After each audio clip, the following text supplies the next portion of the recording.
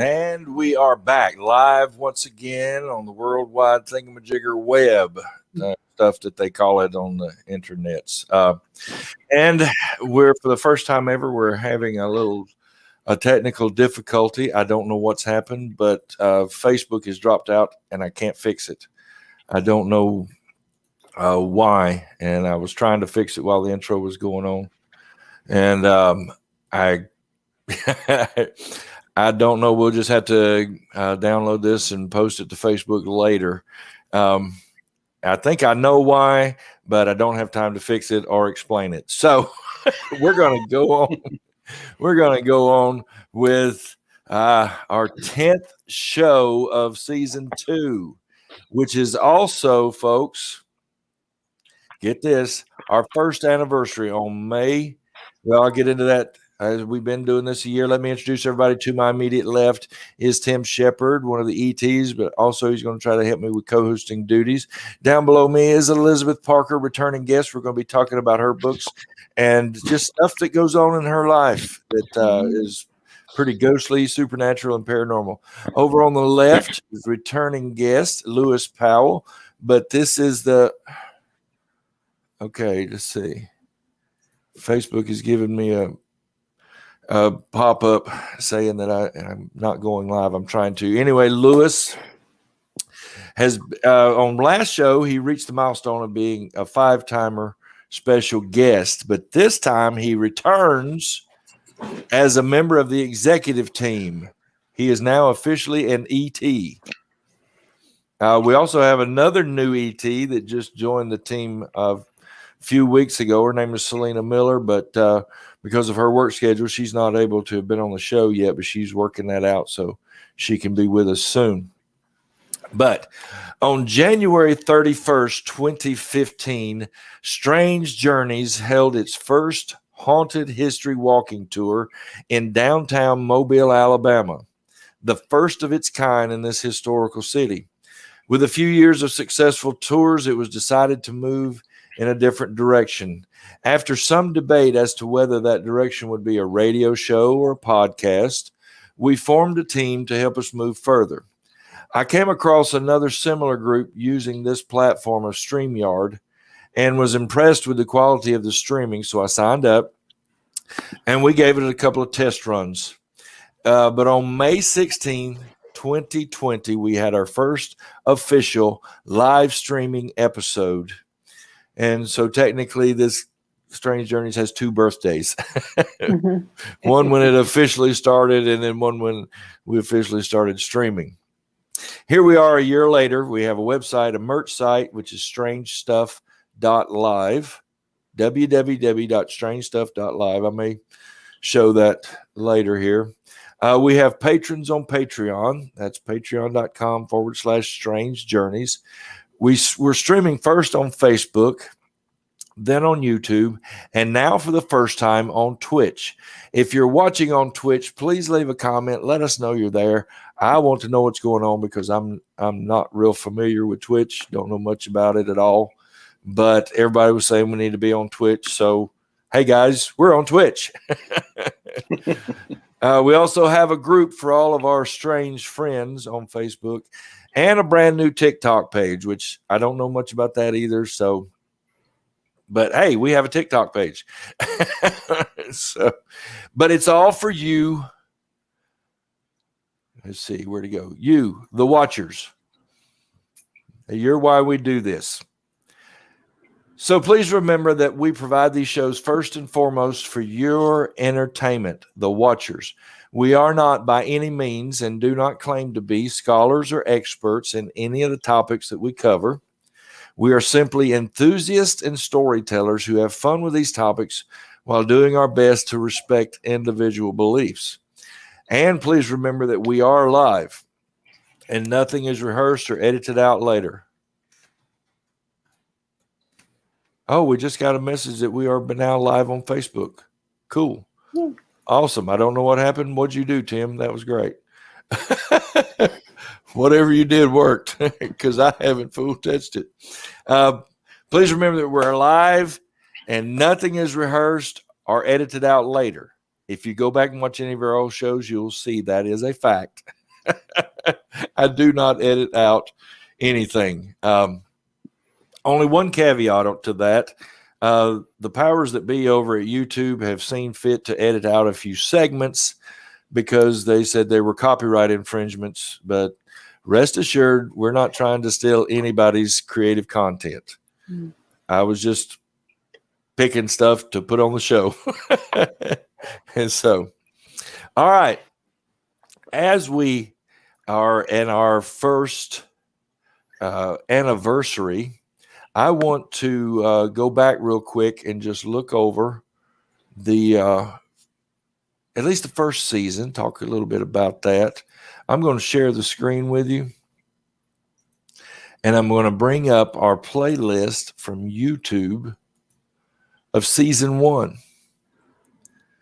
And so if any of you that's here with me on the live stream, if you have a favorite show or a moment from the show that you want to mention, we're going to go over each show real quick and talk about them. The first one, our very first show, and I just realized when I got on here, I had a snippet of the very first few seconds of the show, and I forgot to upload it or something. I don't know. It's not here now, so I thought I had uploaded it. But, we're getting some roaring sounds from somebody. But the first show of the season was Personnel Paranormal. And that was, Tim was on that show, Tommy, and Dagny.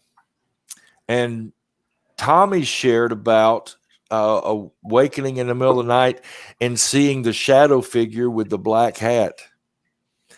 And that gave me the idea for later on where we did a show about the black hat man. Dagny shared about the blue ball of light she saw when she was a youngin', 4 or 5 years old, she said, that she felt like was her guardian angel. And Tim, of course, shared his doppelganger story. Tim, tell us that one real quick, just in just a minute or less. A minute or less. This actually happened a few years ago at the Topeka Cemetery, the new Topeka Cemetery in Topeka, Kansas, when I was out there with a group that I investigated with. Part of our team was investigating in one area, and my partner is our videographer, and I had seen something where I was dealing with the K2 meter that kept going all the way off and spiking in the middle of the cemetery. And I told him, hey, let's follow it. And I started to trip through the cemetery. He was about 10 feet behind me, to my knowledge. And we walked the entire way through the cemetery, all the way down to where the Vice President Charles Curtis is buried, back up through Mausoleum Row, back down to where the first Archbishop of Kansas was buried. And when I got down there, my wife pulled up in the car and said, hey, you said nobody goes off by themselves. And I said, I didn't. Eric's right here with me. And she said, no, Eric's in the car with me. And so when I looked down into the car, I'm 6'5". When at the time we had a Chevy Cavalier, Eric was sitting in the passenger seat. But whatever had been behind me the entire way was no longer with me.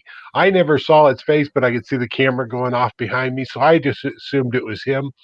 I found out since then that is one of about 250 places in the world that they occur naturally. And there's a team out of Australia that was here just a couple of years ago to investigate it. They actually got 3 photos of it impersonating a member of their group. Wow. Well, I mean, that story, he told it on that first show, just floored me. And we came back in season 2 and had a show of nothing but doppelgangers. Found out that Andrea had also seen a doppelganger. Right. Well, on the second show, it wasn't officially our second show, but it was like a follow-up the next week. We did had a couple more members of the ETs there to tell their stories, and we also did a little tried a Memorial Day special, and my video didn't work. I don't know what. I was still learning the program, but Beth shared about seeing the long-haired hippie fellow walk around her kitchen. Her mother saw it. Let's see. Christine shared about going into the basement to visit with a grandmotherly figure that would tell her stories when she was a child. And Andrea shared about her and her husband going to that house and taking that picture of the little swirly cloud right up around the corner of the house. That was pretty wild. Then our actual second show was Phantom Phone Calls. And at the time I had not long started my new job and was getting these weird phone calls at work on my new phone. I mean, my work phone. One time all you could hear was somebody riding a horse and hear everything jingle as you could hear the clop, clop, clop of the hoofs, and you could hear the tack jingle. Mhm. Another time it was like a train. And another time it sounded like somebody was dragging. I mean, Dagny said it sounded like somebody dragging a body in a bag, just weird stuff. And Beth had a situation where she was investigating across the road from her house. She sent us the videos where she was they were videoing, and she just asked the question like we always do: is there somebody here that wants to communicate with us? And her phone rang immediately with no caller ID, number withheld. And she went to answer it, and there was nobody there. So that was pretty wild. Then in our third show was where everybody got to meet Lewis Powell IV and Southern Spirit Guide, and he came on to share us some stories of all over the South. And Lewis, anything special about that show that stands out to you? I'm trying to remember. It was a long time ago. Wow. Yes. I'm sorry, my brain is still not totally awake at the moment. I understand. Not a problem. But that was our first show. We went over all those stories. Then we went into Beware the Black Hat, where we compounded on Tommy's story and talked about some other figures, shadow figures that have been seen. And then we had our first ghost hunting show called Did You Hear That?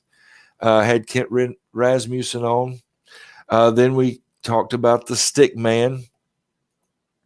Then Tim brought this one to us early on, where people have been seeing these two-dimensional stick figures documented. He's had a couple documented in Topeka, right, Tim? We've got a total of 6 now that have been documented in the city of Topeka. 4 of them include calls to the Shawnee County Sheriff's Office. Wow. Yeah. Wow, that's amazing. Yeah. And they're seeing these two-dimensional things around the globe. Right. And then we went to How Big the Foot, where Tim and I talked about different Bigfoot sightings. We're supposed to have Jonathan Odom of Alabama Bigfoot and Paranormal on to talk about some of these, but he had a family emergency just before the show started. So Tim and I just sit there and watch the Patterson Gimlin film over and over again. I had found a version of where they had stabilized it and worked on the focus, and it was a lot cleaner and a lot clearer. So we kept going back over and over. I think that's what most of the show was, us just rewatching that video and talking about it. Then we went into our second show. Did You Hear That? On ghost hunting. I think we had Al Luna in with that one and Kent Rasmussen, if I remember correctly, talking about some more ghost hunting techniques. Then Beware the Black-Eyed Kids, one of the creepiest shows we've done so far, talking about black-eyed kid sightings. Y'all are, I mean, it's a playlist on YouTube, and it's just called Strange Journey Season 1. And you can just go into the playlist and say play all, and it'll play one right after the other. They're horrible at the beginning because I didn't know, not that they're great now. Okay. They're getting better. All right. But those first few, I was watching them today. I was like, oh my God, I can't believe this. But we went on and did it anyway. And then one that I had been wanting to do, the abduction show. Right. Oh, that was just, to me. Well, we focused on the Pascagoula abductions in 1974. Had a friend of mine on that owned a studio back in that day, and actually had Charlie Hickson in that was abducted there, and he recorded Charlie Hickson's story on vinyl, and they released it. He did the official recording for Charlie Hickson and telling about his memories of the media hounding him and all that kind of stuff that went on. And we also did, oh crap, Tim, my mind went blank. Fire in the Sky movie. Fire in the Sky. I'm trying to think. Travis Walton. Yeah, Travis Walton. What happened with him in the White Mountains of Arizona? Right. When he was abducted would be 1972 or 73. I don't remember which anymore. Somewhere in there. Which they made a movie of it called Fire in the Sky. There's also a documentary on Prime about it. Right. And there's a new, within the last year or two, a new video about the Pascagoula abductions on Calvin Parker's side of the story. All those years we heard Charlie Hickson's side of the Pascagoula abductions. And just recently, Calvin Parker has come out with his. Excuse me. So that was a fun show to do, just going over that. And then we did our part 3 series on ghost hunting. Oh, did you hear that? And we had Darren Huff in to talk about some gadgets. And then we had Lewis back for Spirits on Stage, where we talked about haunted theaters. And I remember Lewis telling about what was it, a watch? No, a purse. A purse that had gone missing. Well, it was it was a purse that had gone missing. And then I was with I was with a guy who I was working on a book with at the Springer Opera House in Columbus, Georgia. Right. And we decided to go looking for this antique purse. And I came back and walked to the box I had been going through. And lo and behold, there is an antique purse with a pocket watch sitting right inside. Wow. And never figured out where the stuff came from. It was not the purse we were looking for, but it was a different antique purse. Wow. Just a very strange moment. That was cool. That was cool. And he had a bunch of other stories too. And we talked about ghost lights, which are not necessarily paranormal. They could be linked to the paranormal, I guess, if you stretched it. But we had a season 1 retrospective, and then we came back with our holiday shows, Krampus Kills, where we told some creepy Krampus stories. And then our Angel Among Us Christmas show, where we talked about some actual angel sightings. I shared my personal story, which may or may not have been an angel, but without going into the story again, I was in the Caribbean and had fallen into the bay and was trying to get up into a sailboat that the ladder had been literally cut off. And so the little stobs on it had little pointed edges, the aluminum, and I was cutting my hands trying to pull myself up until I had basically exhausted myself. And I was, for lack of, without making it too dramatic, I was drowning. I was going down in the water, in the Caribbean and had just accepted the fact, I'm done. This is it. You know, Tom's life is over, and, you know, what a way to go in the waters of the Caribbean, I guess, you know. And the next thing I knew, I woke up on deck of the sailboat. I don't know how I got there. I just woke up soaking wet on the floor of the sailboat. Who knows? May have been an angel, may not have been. We took our break and we went to, where's it at? Let me go back to, I'm trying to get back over here.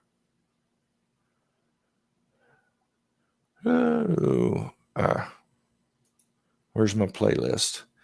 I'm in my channel, so it's showing all the extra stuff, but yeah, there it is, playlist. And then we're on season 2 now. We started off.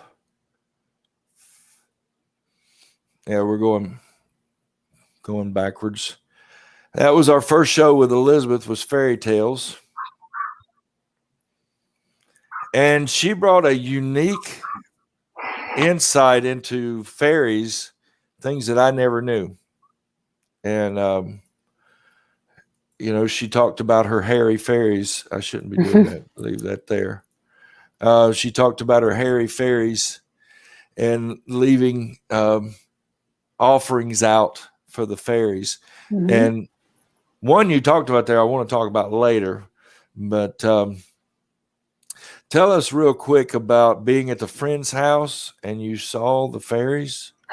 Well, yeah, it's more of a perception thing, a psychic perception of them. I got the picture of them in my head. I did not see them as physical forms that time.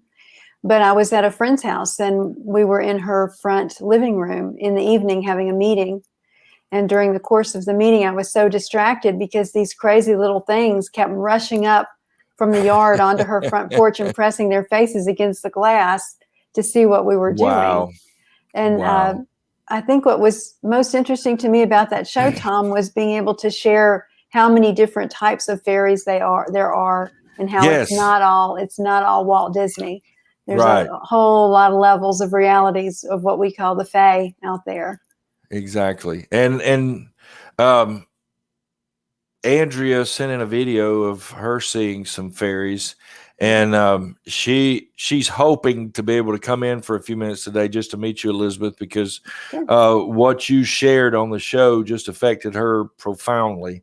And she was so excited about you being back here today, so she could meet you. But she had some family stuff going on. She's trying to get cleared up and hopefully can join us later. Okay. But okay. Are we on? Did I miss sharing season 2?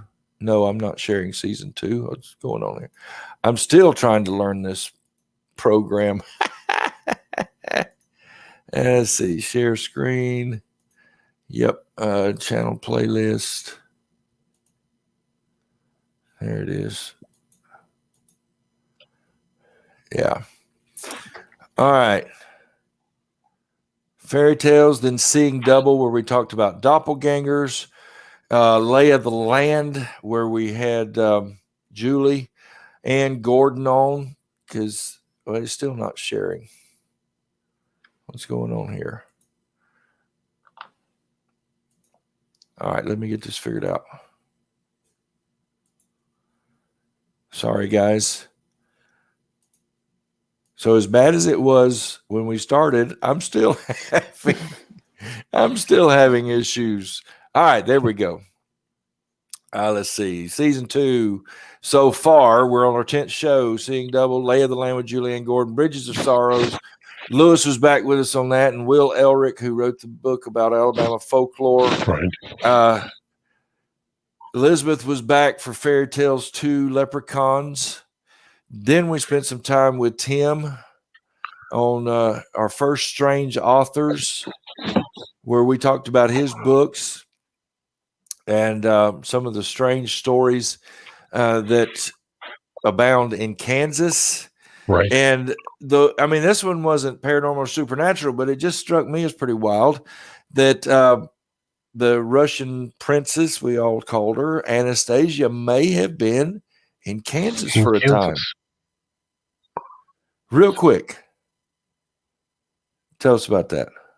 Um, about the same time period as the Bolshevik Revolution, there was actually a group of Russians. There is a little area in Topeka still called Little Russia, where lots of Russian immigrants moved in during that time period.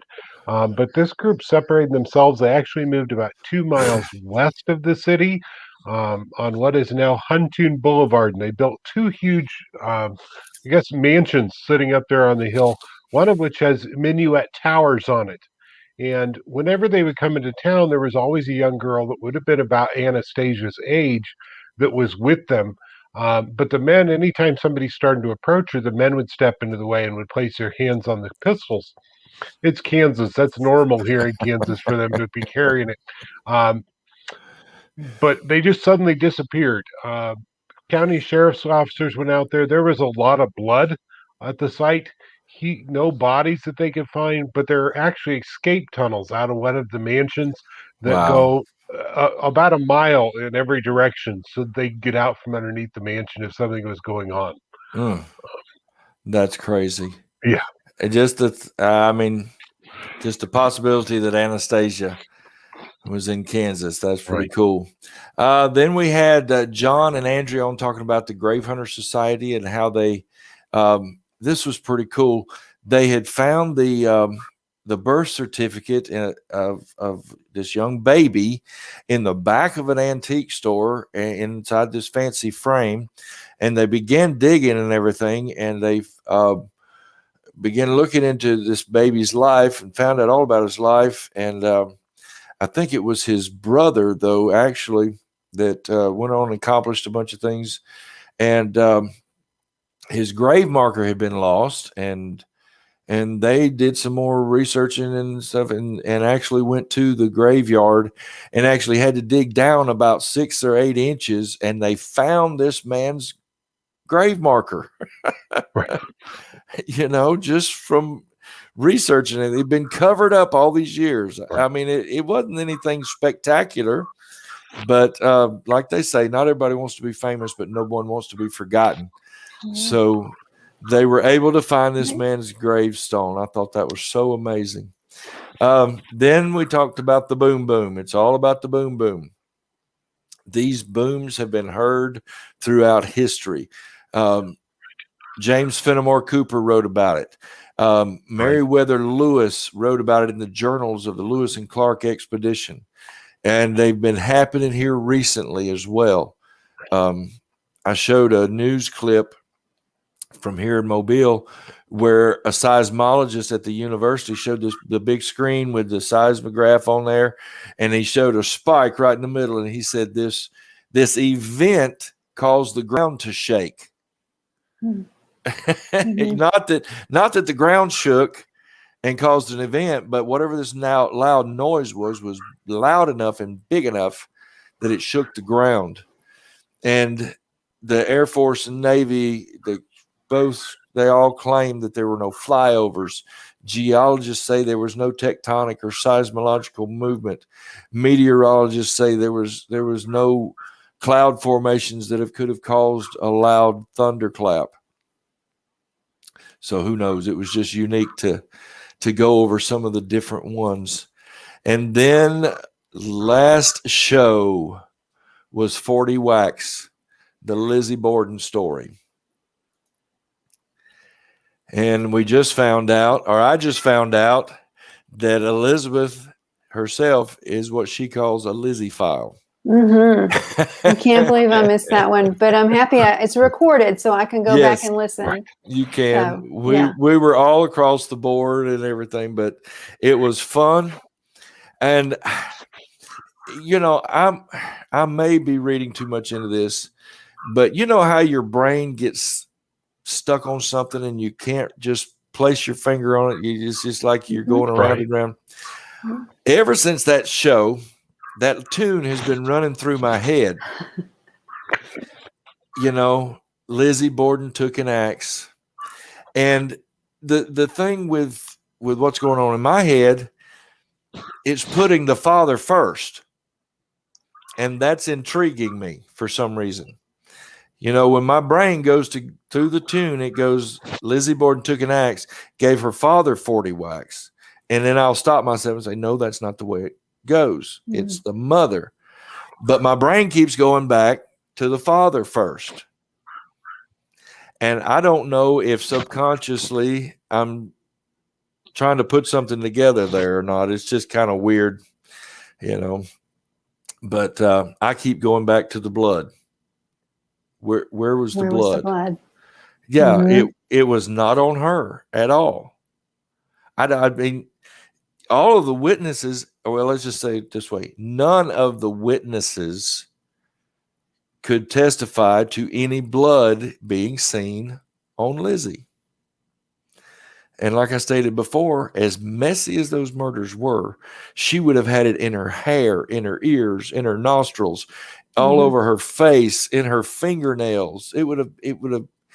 She wouldn't have been able to hide it. Right. So, but that's just me. Oh, and Andrea brought up something after the show. I told her my brain would not have gone there, but she said corsets. That Lizzie regularly, just like any of the women in that day and age, wore a corset. And she didn't feel like, having worn a corset all those years, that Lizzie would have had the core strength to be able to swing an axe, a hatchet, that many times. Right. Had y'all ever thought about that? I didn't. No. Well, if you're mad enough, Well, true. and if you get them down, she had them down. She came upon stepmother from the back, Right. and then father was Andrew. browsing on the sofa. Mm-hmm. So all the momentum and force was going downward. True. So and it was a little hatchet. It wasn't a big axe. Right. It was a hatchet. It was a lady-sized sharp instrument.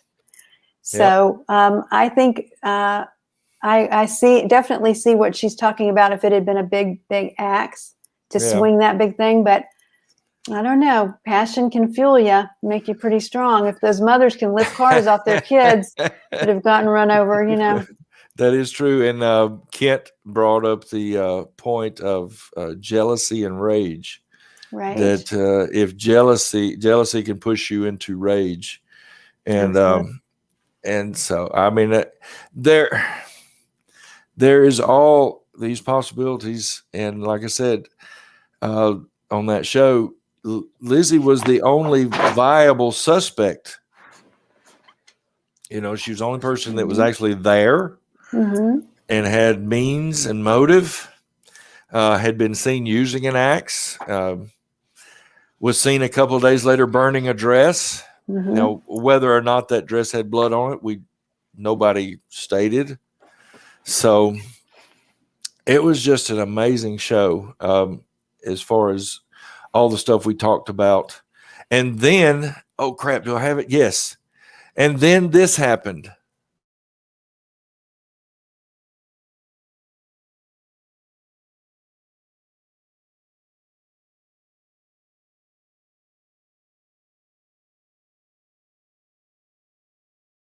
Cat's meow is heard. The cat is still friendly and rubs. Oh, wait a minute. I just heard a cat.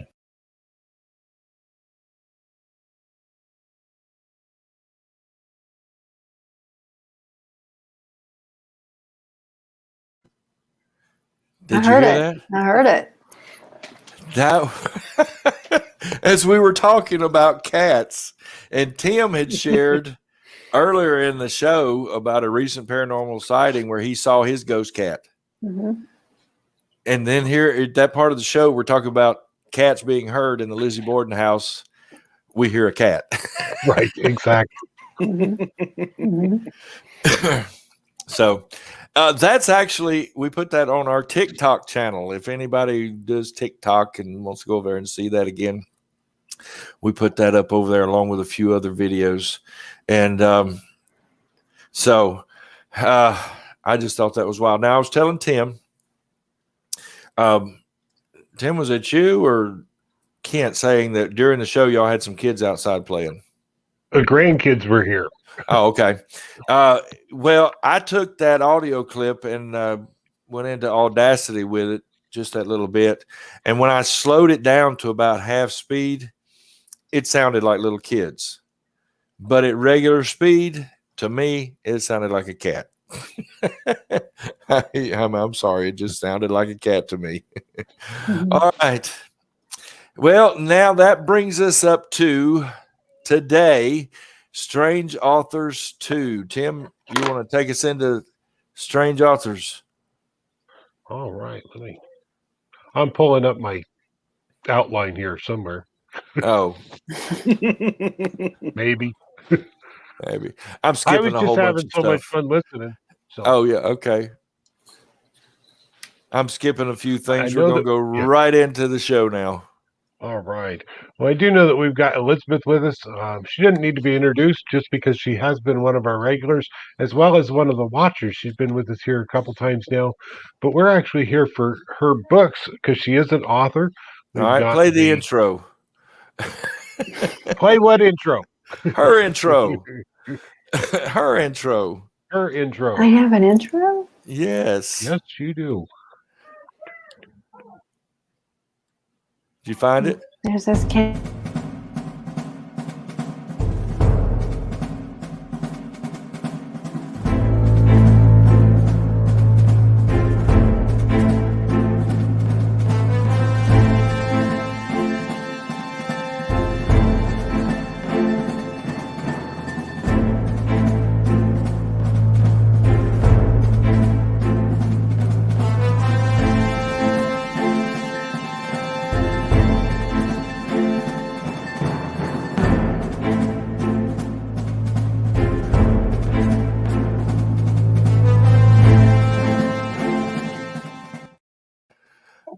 Thank you very much.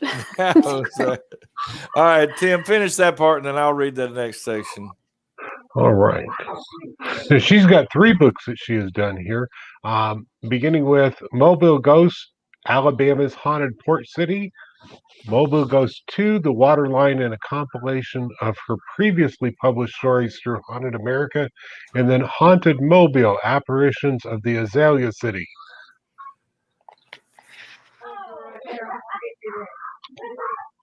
Elizabeth is Go ahead. all right. As a psychic medium, Elizabeth focuses on helping ghosts with people problems. She is that's an interesting way to put it.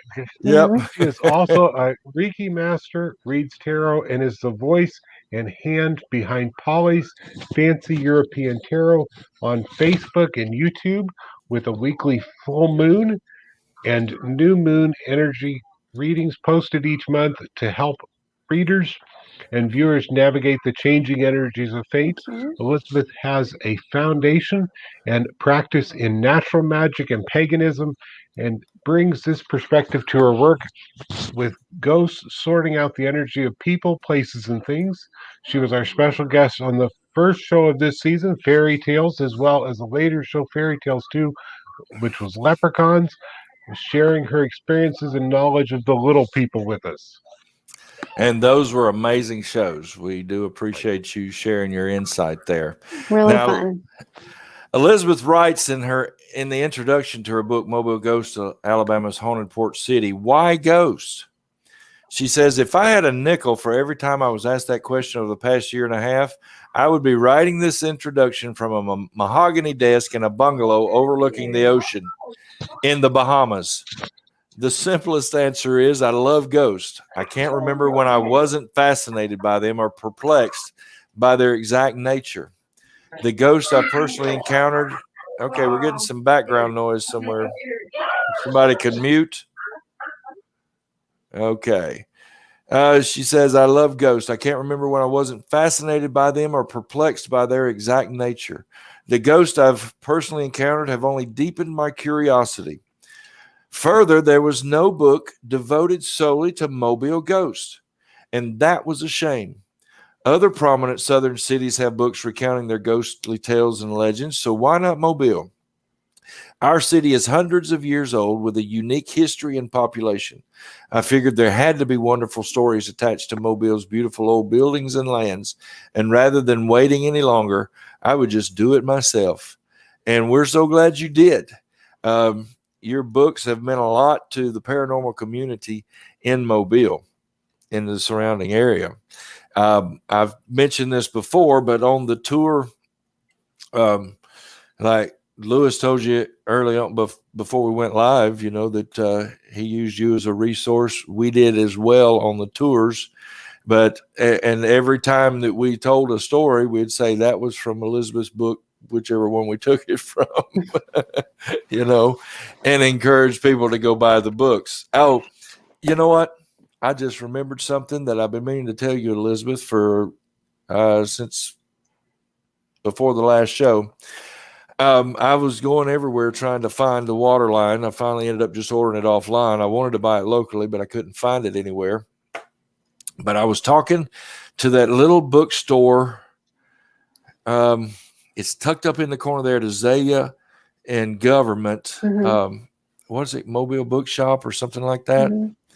And the owner wants you to come by there and share your books. I will do that. I hesitate to. I have the books because I indie published them. Right. So I can have all you want. But when the compilation came out, there's, you kind of don't want people to buy the old books thinking that they're getting something new.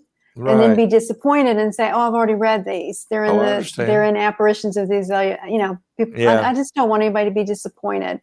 So I kind of hang back on any further selling those books because I don't want people to think that they're new and then be sad. Right, I understand, and but I think the owner knows, about the two books or whatever. But he said, please have her get in touch with me and come by. And he said we would, and he wants to have you there on location, do a book signing and stuff like that. That's very nice. I appreciate that. Thank you for telling me. Okay, yeah, and I had forgotten. I just remembered that. I'll make a note right now. Okay. Yeah, I thought that was, because he got so excited. He was like, Elizabeth Parker, we've been wanting to find her. Listen, all you got to do is put me in Facebook or the Google or whatever, and I'm not that hard to find. I know. But apparently I am that hard to find because I never hear from anybody. So I am a kind of a ghost. So. Oh, wow. All right. Well, we do want to do kind of a little interview first before we start talking ghost stories. And we want to, I know in talking to you, you said your outlook has kind of changed a little bit since you wrote the first two books. So you'll touch on those and some ghost stories there because there was a couple that just really intrigued me.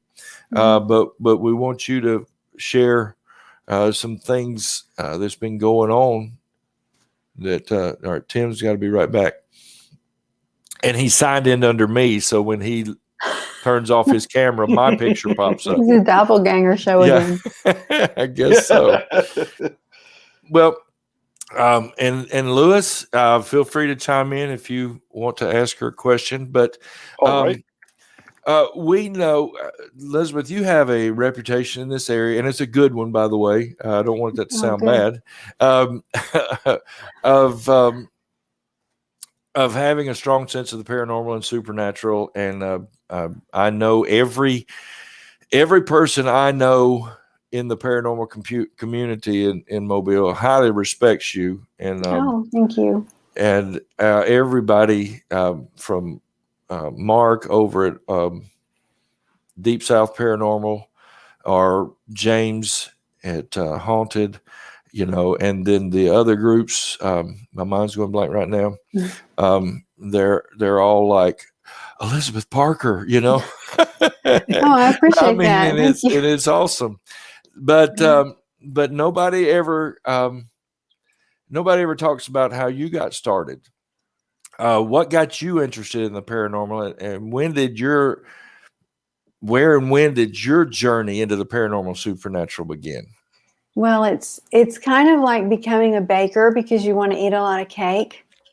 I wrote the books because I desperately wanted to know the stories because I love the ghost stories. So Wow. the way I could get my ghost story fix was, okay, if I got to elbow in there and try to find them myself, I will, because I knew they had to be here. Yeah. And we had a lot of tales and things from Mrs. Wyndham and Right. folk tales and things like that, but we didn't have any really good, accounts from people who had ghost encounters personally in their homes or in their businesses. Like a lot of your guests that you've had over the life of this podcast, everything for me started when I was a child, seeing things and hearing things. And you have to remember, though, reading as you did from my intro from that book, when people kept saying, why did you write a book about ghosts? Yeah. You have to remember, when I wrote the book, the first book, ghosts were not what they are now.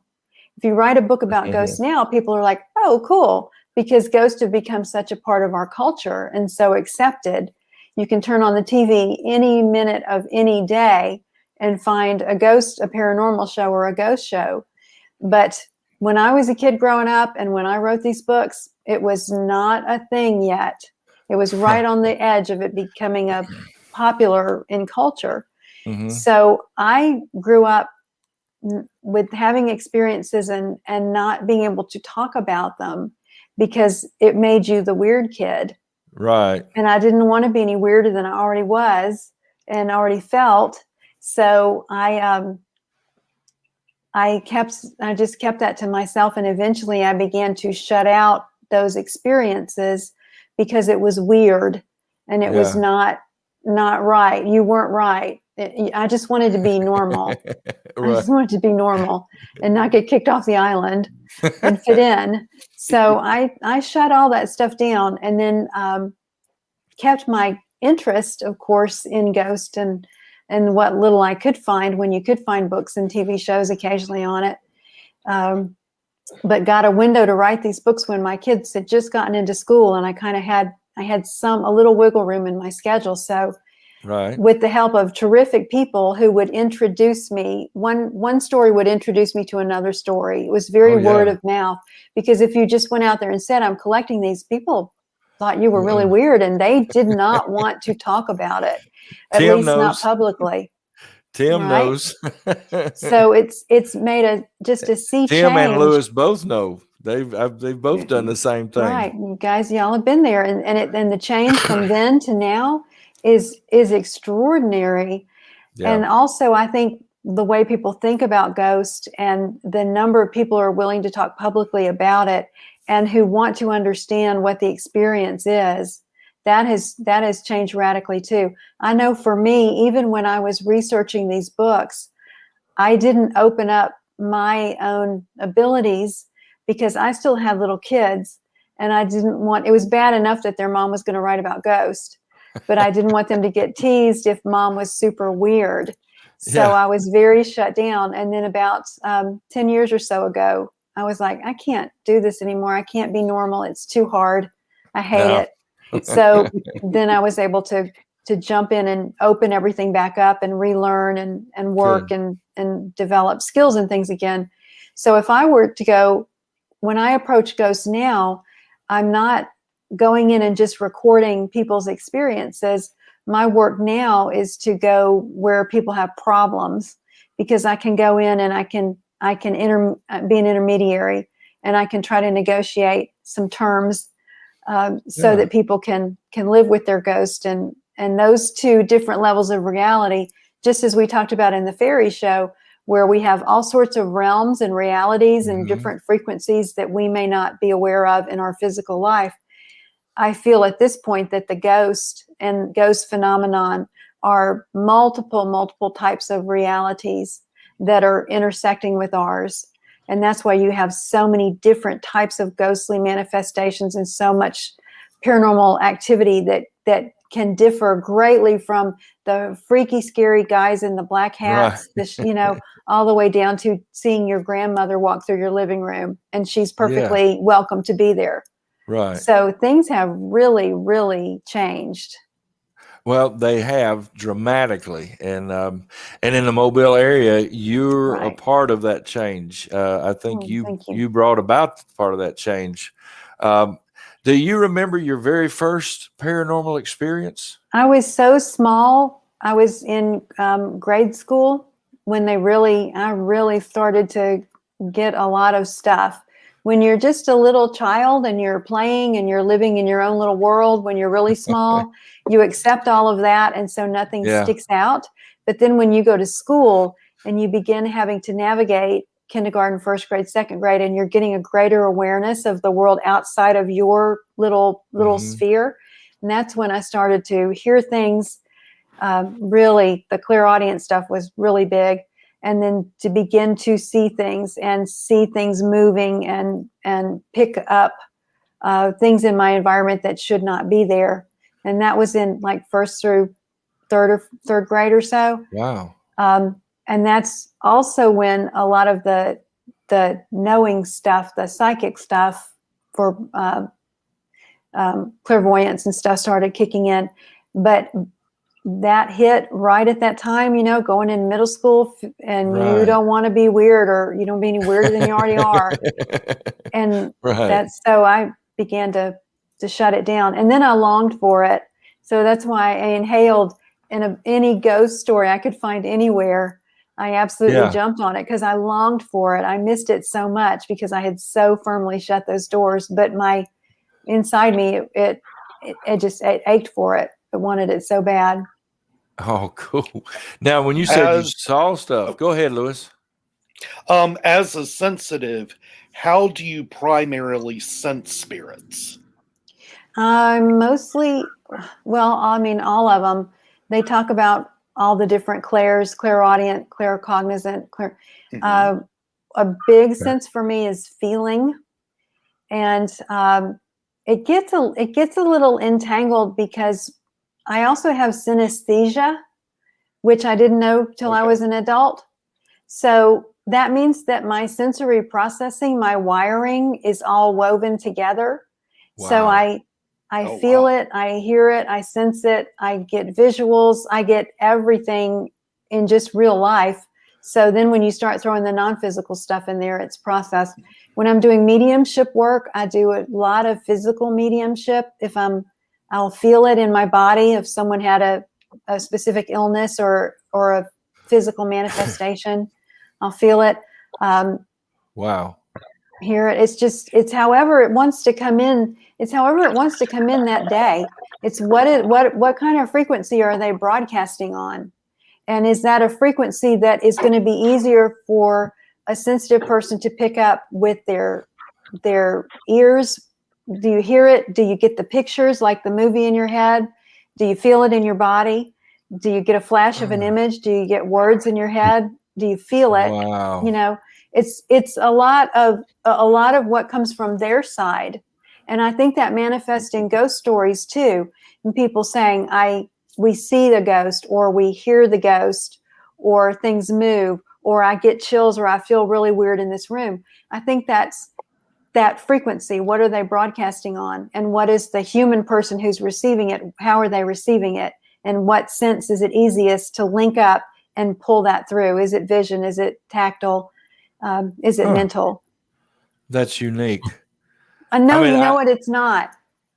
well, I mean, I don't think it is. I really I- don't. I think people just shut it down. you're And I right. think so many of us do this without realizing that we're Uh-huh. doing it because it's what we've always done. So we don't know anything different. So I'm sorry not to contradict No, you, no. but to me, this is normal. Right. And many people, it's amazing now as compared, like we were just talking about, as compared to the old days, so many people are open now and will say to me, I knew that, I felt Uh-huh. that, I saw that, I've heard it. And 20 years ago, No. mm-mm. No, I mean, you were right. I mean, it's not unique, but it's unique the way you share that, uh, and that more people experience like that uh, than let on. Yes, And like you said, they shut it down. right. And I know I did that. What were you saying, Tim? I was going to say, I know that society has told us this isn't real, and so Mhm. we do trying to push it off to the side. Right. Here, we don't And want to talk everybody, about it. you tell children, when children are very, very young and they say these things, you say, oh, you have such a wonderful imagination. This is amazing. This is wonderful. And then a few years Yeah. later, once you hit third, fourth, fifth grade, you're like, that's just your Yeah. imagination. Yep. That's just your imagination. And it gets dismissed. So a really wonderful, valuable tool gets dismissed and shut down. And when we really need it. But it's like you brought out in, I think, our first fairies show, how this used to be the norm. I mean, this was part of everyday life. Fairies, you know, Right. I mean, in when the other ancient cultures that believed in the little people or supernatural, it was Mhm. the norm. You Right. know? It was a world full of symbols and symbolism and messages constantly. Exactly. We were always Exactly. reading skies, you know, and Yep. now it's all been taken away from us because now we have science, which Yeah. is wonderful, but Well, I think it shouldn't I think- displace other Yeah. things. you said it in the first show. We've lost magic. Yes. Yeah, magic has gone away, and we need to get it back. Mhm. Well, Elizabeth, you've told a bunch of ghost stories in your books. What is your favorite kind of ghost story? My most favorite kind of ghost story is ghosts that happen in everyday life in people's homes. Mhm. I know there's fantastic stories related to whole specializations of stories related to theaters or Right. public buildings or first responders, or there's a ghost story collection of trucker ghost stories. Just Yep. fabulous, super fantastic things. But what I really like the most are ghosts that happen in homes and how they Right. affect people, because it's not by chance if you're in a home and you are having ghost experiences. Everything is connected. Yep. And it's not by chance if this is happening to you, is my opinion. Well, I noticed that, like in your first book, you went over like some of the more popularized or famous ghost stories in the Mobile area, and then you graduated away from that into personal ghost stories, homes, houses, families Mhm. that were haunted. Then your second book was primarily just that, you know. Yeah, I had kind of covered the big places that are easy for people to go visit. I really Right. wanted people to be able to go visit and feel for themselves. And just as we're talking about, go and put your own feelers out and Mhm. see what you think and what you feel. And when you're in these locations open to the Right. public. So I did that, but boy, it's really, to me, it's very, there's a lot of meaning, and it's very, the experiences of regular everyday people in homes having ghost encounters. There's a lot there, and it can be very meaningful and very very deep, and it means more than when I was a kid reading ghost stories and it was just a creepy thing that happened to speculate Right. over. It's so much Exactly. deeper than that, I think. Well, and that's one thing. That's one thing I think you focus on in your books. You bring in that personal experience. So Tim had to go. He had a prior obligation, so he had to skip out early on us. But he said, "Thank you for joining us. We greatly appreciate you." Yeah. Thank you for having me. It's Yeah. my favorite thing in the world to talk about. Like I told you, I so enjoy being on your show because we can talk about this stuff without having to edit or worry that people think we're weird, because we're all, Exactly. on the same, have the same interest, and bring an open mind to it, which is all I've asked for in my books.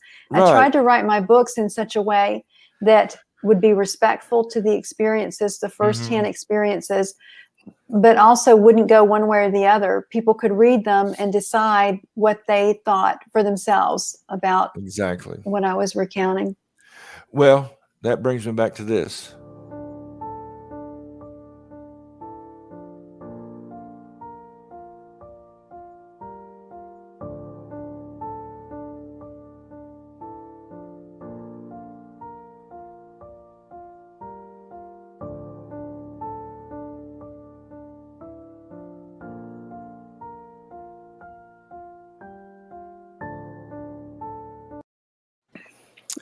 Personal experience.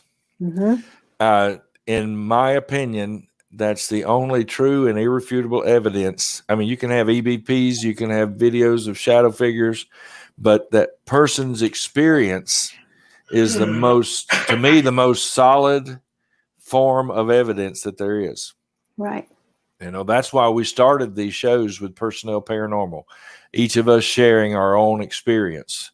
And that's that's where this show got started. That's where we want to stay. We want to tell people's experience. We're going to talk about weird stuff later on in other shows. We've talked about black-eyed kids, but we tried to get personal experiences so that we can focus on that. Now, Elizabeth, what kind of stories do you get the most feedback from your readers? Well, we joked about me being a ghost, and I am a ghost. I never hear from anybody. I never hear from anybody. I really don't. Then one funny thing is occasionally when sometimes people will contact me and say, "Can you help? We have a ghost problem." And I always say, "Absolutely. What do you need? You know, I'd love to try to help you." And then in many, many cases, people will come back and say, "No, I've changed my mind. I don't want to make them mad." Oh, wow. So I'm like, okay. People are still really freaked out. I think when people, if they were contacting me, or if they wanted to, a lot of times want to tell me about their own stories, it suddenly makes it real to tell me. Then suddenly it's real, and they've shared it, and it's gotten a little too something that's become a little too valid, and that can really scare people. That's the biggest thing that I run into that grieves me, is how scared people can be. And I so appreciate it, because I've been scared too. But I hate to think of people living in circumstances where they're scared all the time. That really, that really bothers me. While I understand how it can happen, for me, this is normal.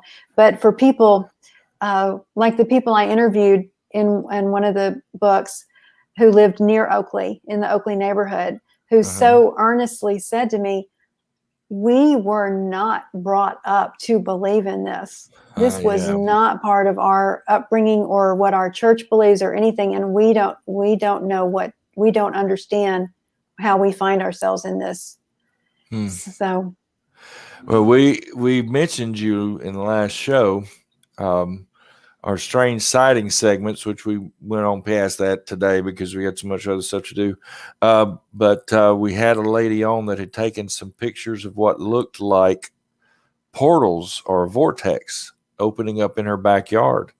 Right. The ones that were like the circles that look like it's turned on its side. Yeah. Right. Yeah. She felt a pressure. She said it was like going up an airplane and you feel like your ears need to pop.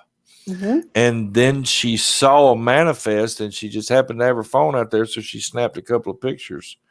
And we told her, it's like, okay. I told her when we closed out, I said, "You need to talk to Elizabeth."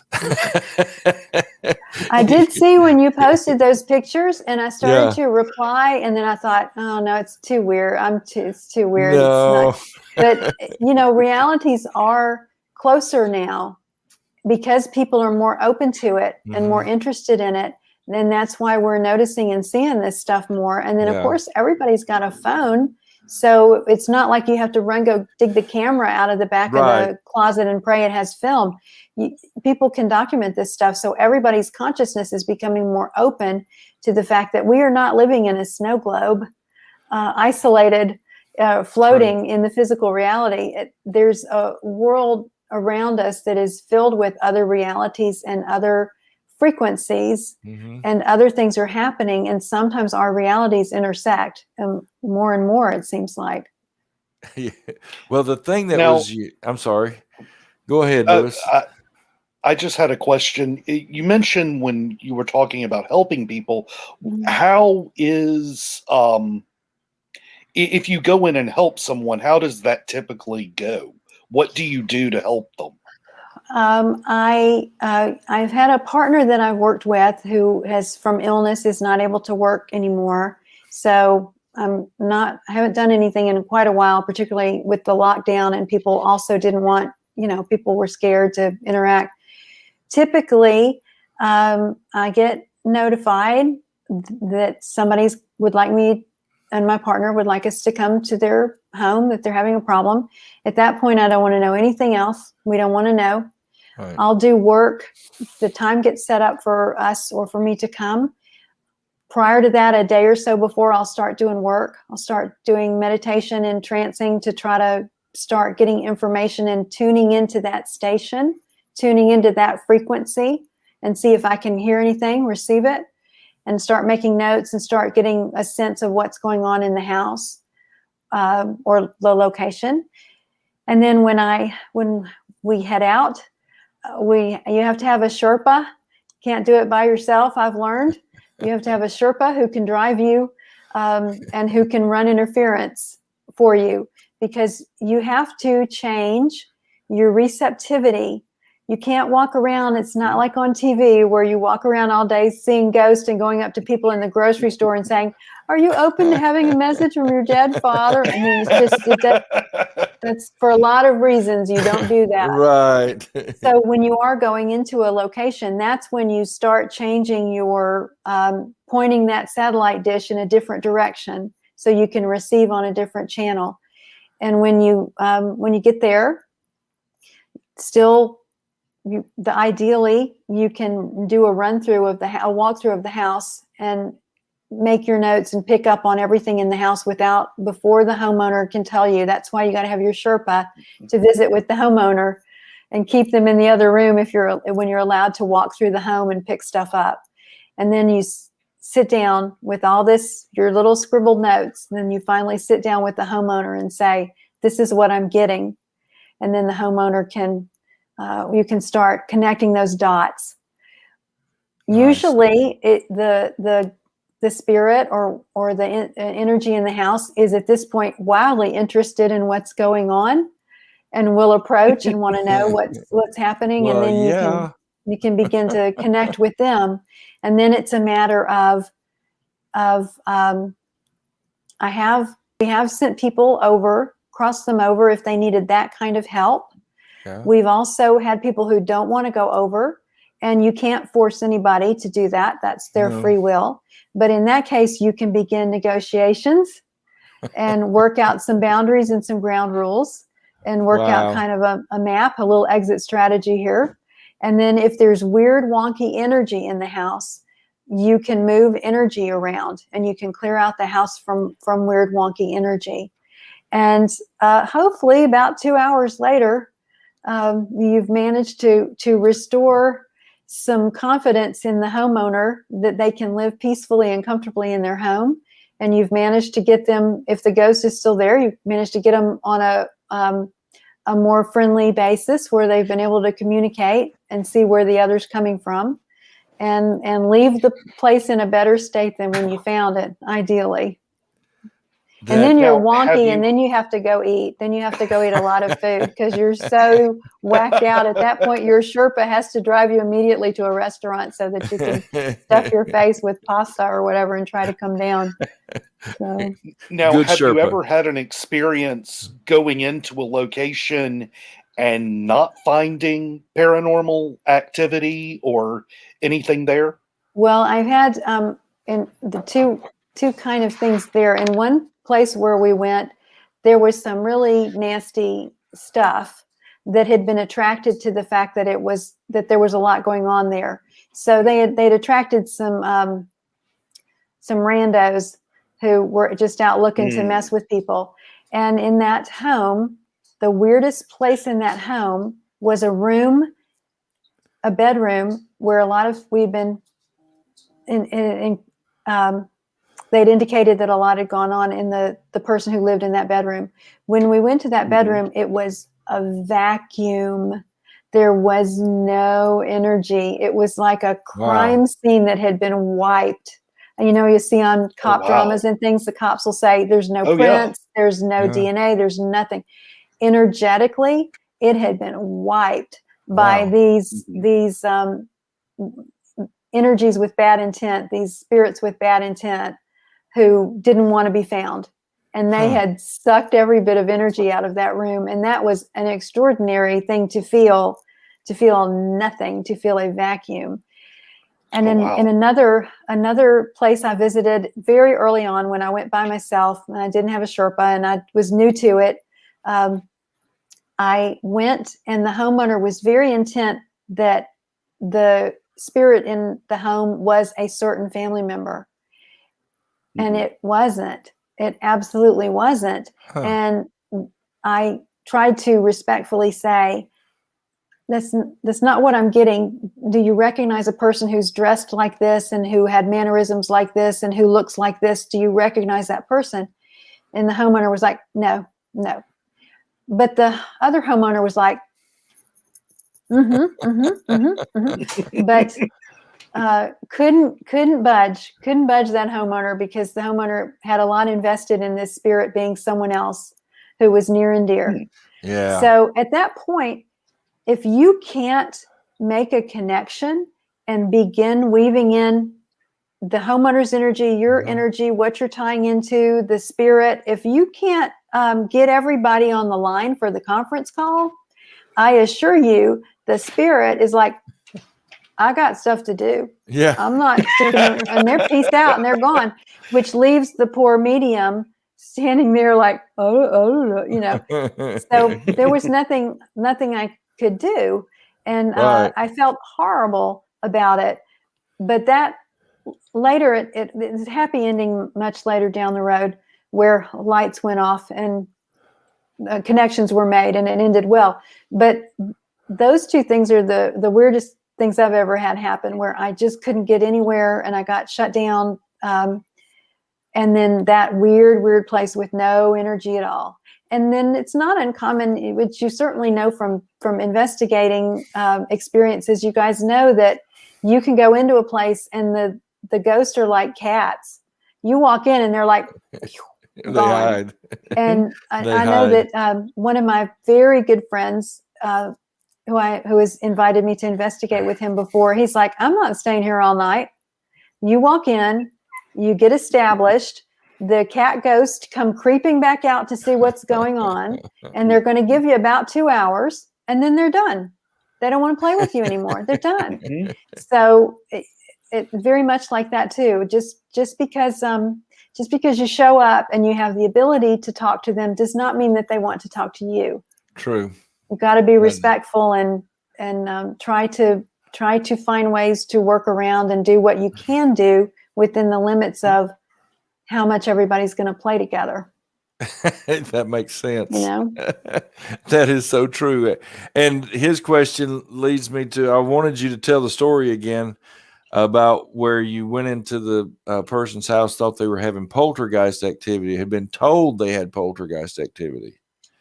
You remember that one from the first Fairies show? Oh, the brownie. Yeah.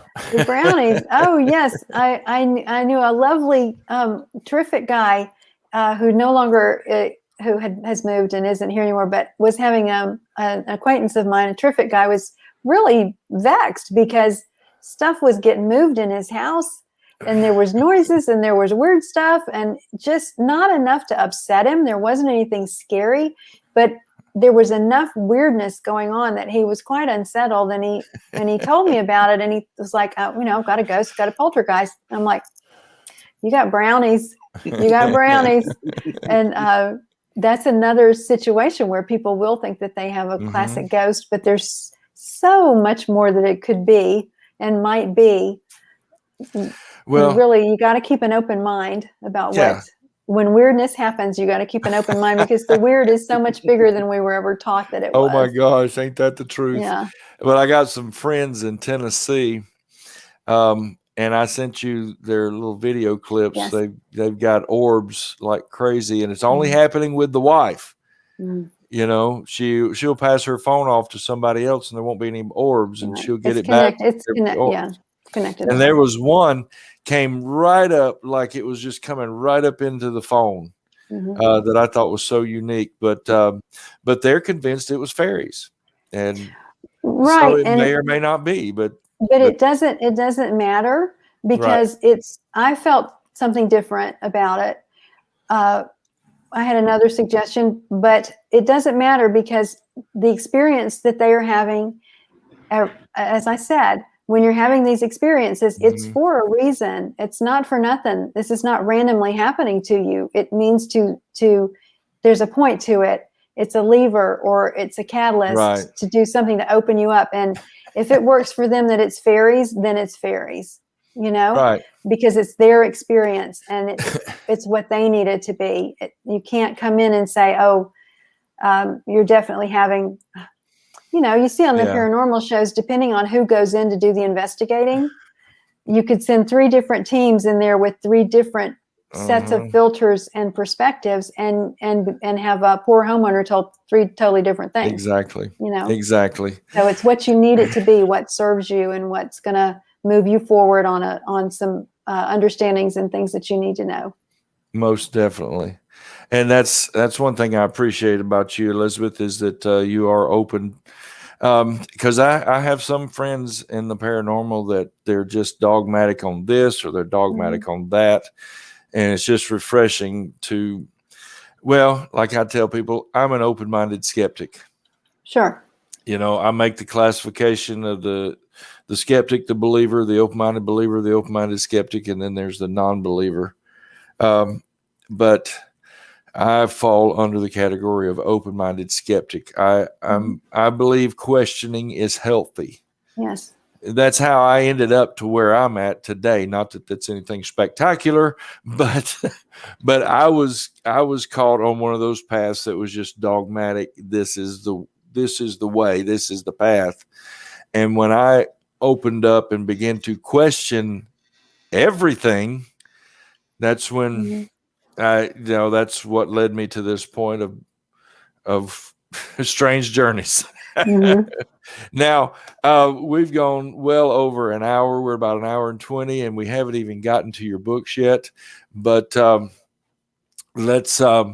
I just want to do a couple more stories, and then we'll close it out. And just remind everybody, her books are Mobile Ghost, Mobile, Alabama's Haunted Port City, Mobile Ghost 2, The Waterline, and then the compilation, which I don't have a hard copy. I got it on Kindle. Haunted Mobile. Now, is that one? Yep, there's Lewis's copies. He's got a hard copy. Is that an actual both books together, or just picked stories from each book? It's not all the stories. When the publisher contacted me and asked me to put a title together for them so they could include it in their Haunted America line, they asked me specifically to pull out the haunted houses. They just wanted haunted houses. So there are some stories, a handful of stories in Ghost 1 and Ghost 2 that are not in Haunted Mobile. Oh, okay. All right. So it's worth it to have all 3, folks. So if you haven't gotten those books, they are available on Amazon. And I just, before we close out, Elizabeth, let's talk about, you mentioned a couple of things.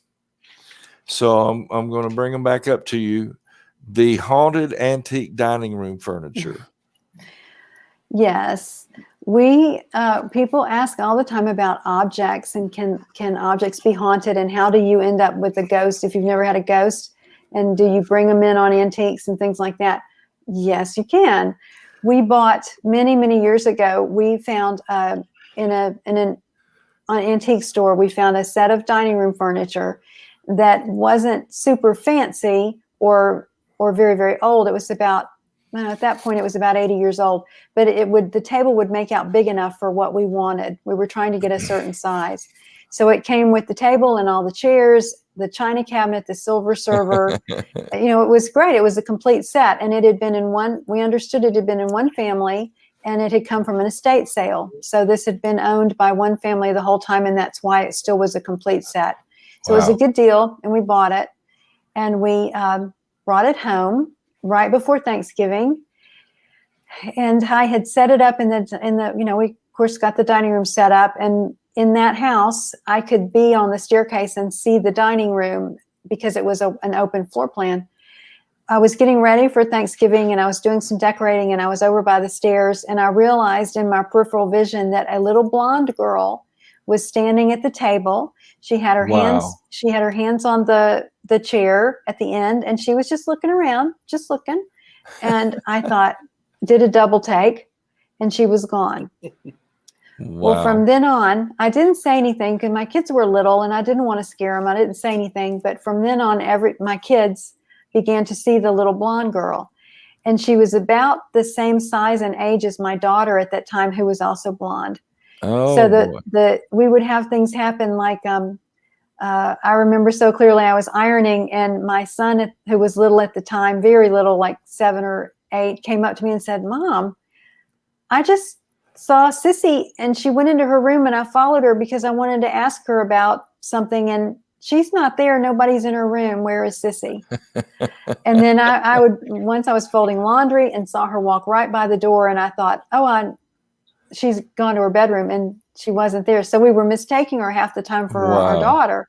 When we moved into our new house, I did invite her. I told her she could come that we were moving and that she was welcome to come. And she did. And she stayed with us a really long time, and we'd see her occasionally. Our reality just intersected with hers. And so occasionally we'd see her strolling through the house. And the only thing I can account for it was this dining room furniture that we bought and brought in. She's gone now. She's been gone for quite a long time, and we don't have anything but we have the china cabinet still, but we used the furniture till it fell apart. Oh my. We don't have her anymore, but that's how you can have a perfectly normal family and just not, well, I mean, we're not, but other people can be perfectly normal and buy a haunted set of dining room furniture or bring in objects into their house that have attached to them a strong enough signal that will pull in people who lived with that furniture. I'm sure she was from that family at some point and lived and recognized that furniture. And she just wanted to know where it went and who was there, and then hung out with us because I had kids and a daughter her age. Oh, that's amazing. All right. What about the Yankee soldiers? Yankee soldiers are all over my neighborhood, I'm in Spanish Fort, where the last battle of the war was fought. Yep. Down the bluff from me is where the Confederates took off and made it to the river and got out of here and avoided being captured, the ones who lived. And my part of the neighborhood is apparently where all the Yankees camped, because everybody around here has ghosts, and they all are Yankee soldiers. I've had 2 in my house, and I had one who was African American, and I believe his name was Henry. And he lurked around the front yard for a really long time before he finally came on in the house and hung out. And he was just lost. He did not know what to do. What do I do now? Wow. What do I do?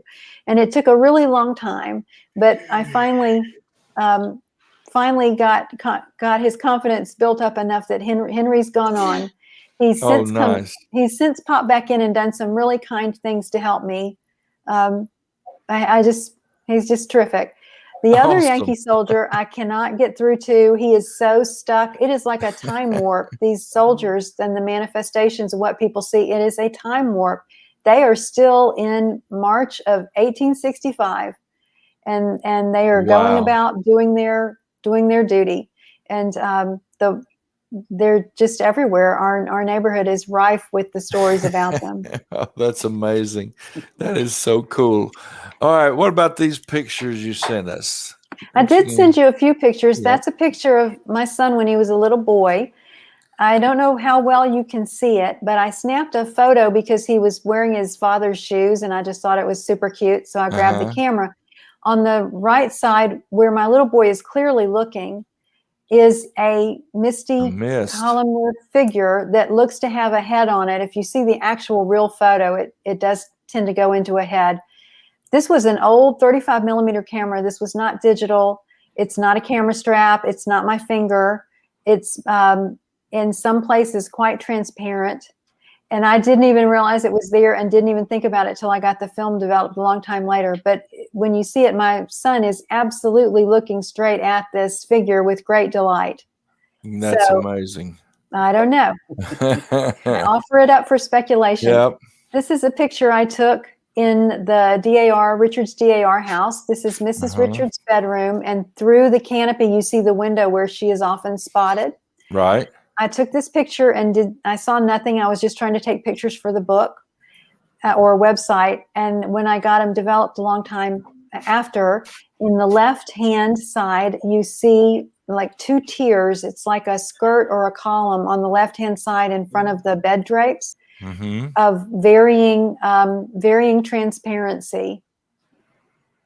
And I don't know.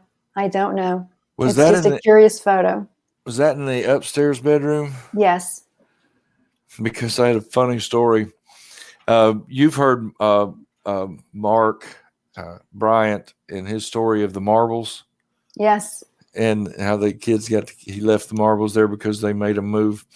So I was there on an investigation with him one night, and they made a public investigation, which I'm not real fond of, but I was there supporting them.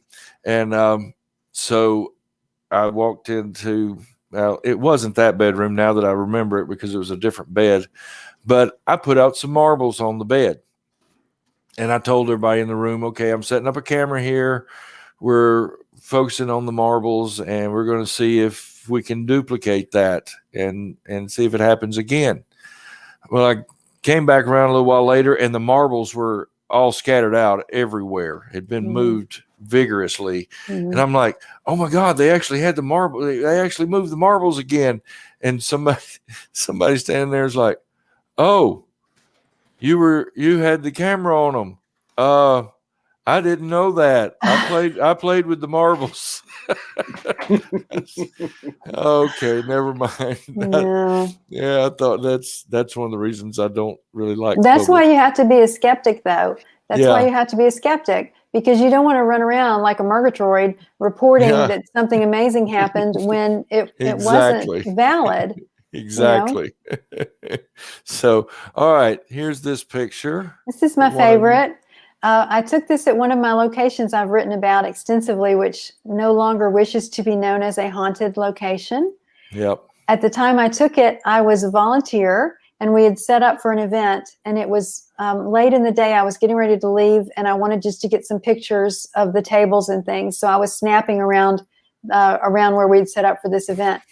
Had no idea that several months later, when I got my film developed at Walmart, I would pull out this photo. You can see it's transparent at the bottom, and it is kind of transparent on the top. But to me, it looks like a photo of someone with their hand on their hip, standing directly in front of me.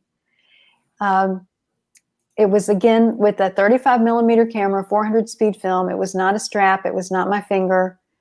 And I have no explanation for it or for any of these photos. I just offer them for people to wonder about, like I do. Oh, yes, amazing.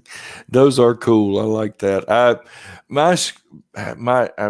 say my new screen. Before we started season 2, I got my new screen back. My mother-in-law had borrowed it, and it's brighter.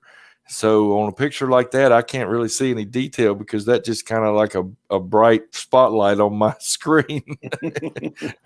I would have to take it into a photo editor and tone it down some, but that was awesome. Well, Elizabeth, thank you so much.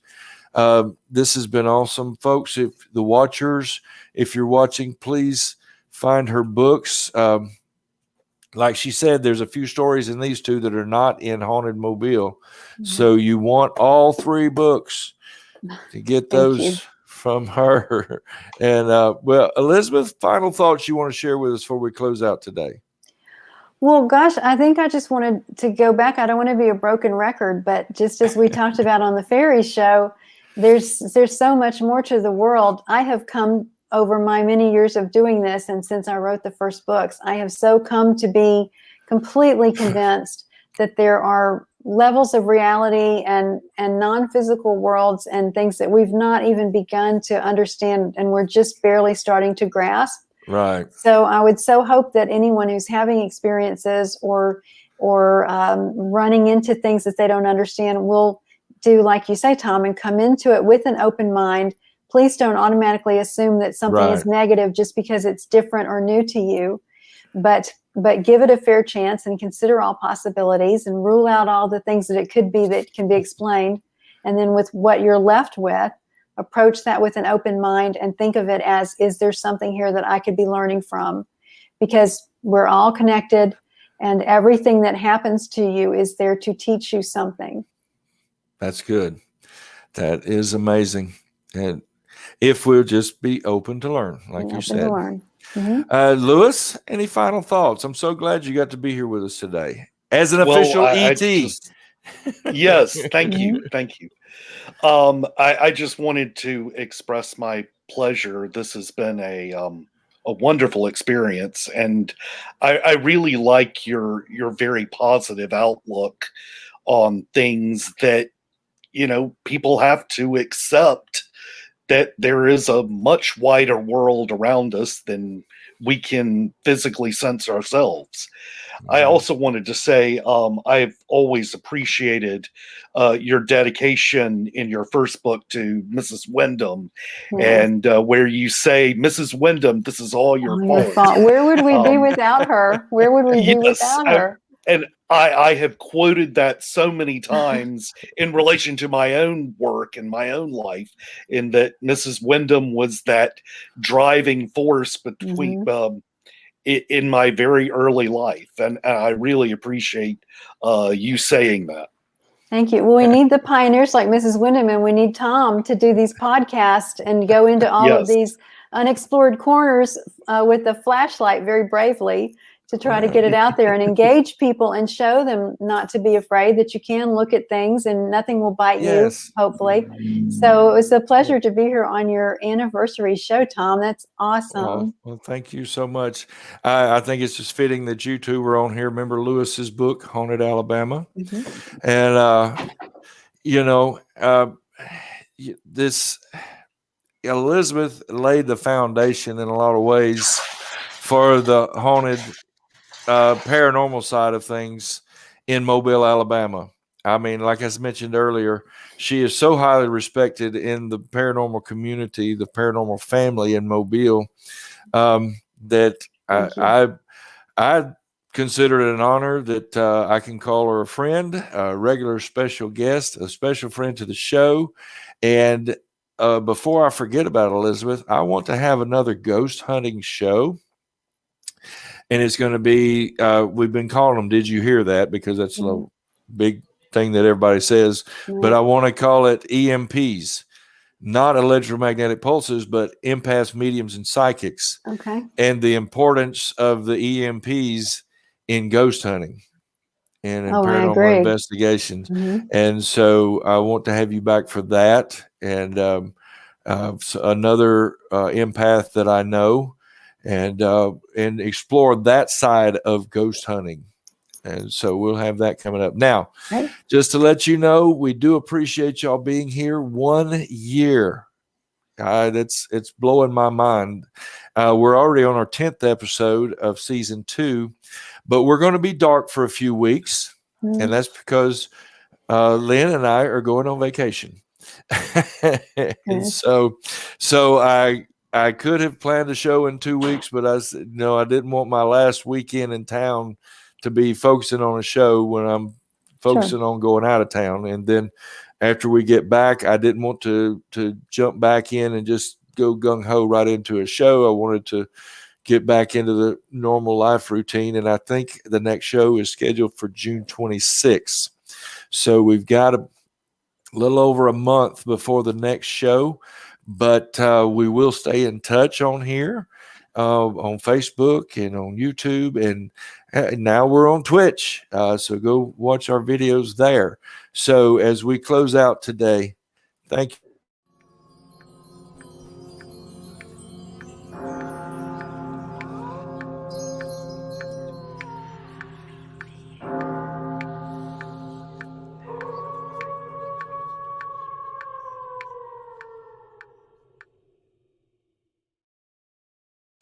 Well, again, thank you, Elizabeth. Thank you, Lewis.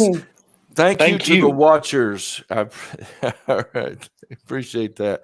And to the watchers, especially, you're why we do this. We're why we come on, like Elizabeth says, shining the flashlight into these dark areas to show you they're really not that scary to begin with. So we'll see you in a little over a month, June 26th, I believe it is.